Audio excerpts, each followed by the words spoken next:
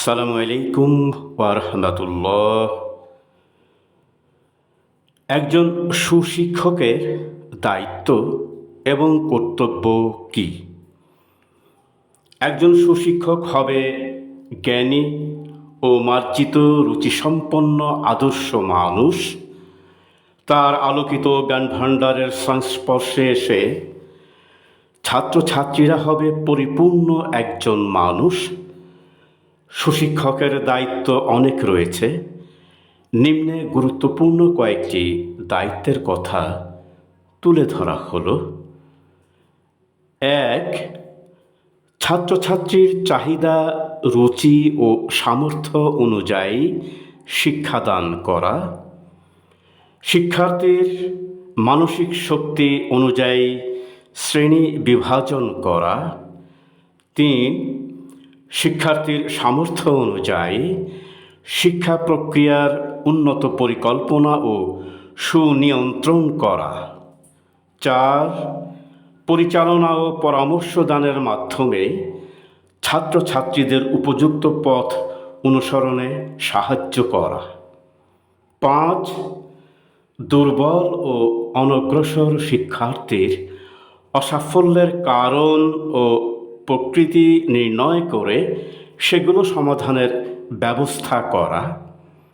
৬. আধুনিক মনোবিজ্ঞানসম্মত উপায়ে শিক্ষাদান করে শিক্ষার্থীর উৎসাহ ও আগ্রহ সৃষ্টি করা। ৭. শিক্ষার্থীর উৎসুক ও উদ্দীপনা বৃদ্ধির জন্য বিনোদনের ব্যবস্থা রাখা। শিক্ষার্থীর মানসিক ভারসাম্য রক্ষার জন্য তাদের ব্যক্তিগত সমস্যাবলী অনুধাবন ও সমাধান দেয়া।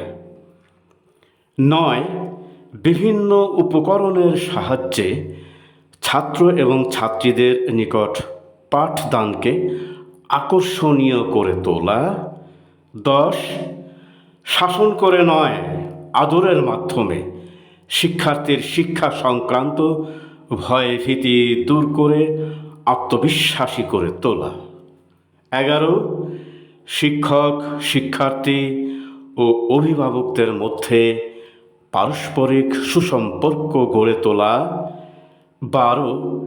শিক্ষার্থীর মানবতা বোধে উজ্জীবিত করা। ১৩. ব্যক্তিগত বোধ সৃষ্টি করা। এভাবে সুশিক্ষক মাত্রই আজীবন ছাত্র। তার জ্ঞানের পরিধি বিস্তৃত। তাই একজন সুশিক্ষকের প্রধান কর্তব্য হল ছাত্রছাত্রীদের সুশিক্ষা দান করা। ছাত্র এবং ছাত্রীদের গতানুগতিক দৃষ্টিভঙ্গি পাল্টিয়ে উন্নত দৃষ্টিভঙ্গি দান এবং তাদেরকে উদ্বুদ্ধকরণের মাধ্যমে লেখাপড়ায় সক্রিয় ও তৎপর করে তোলা।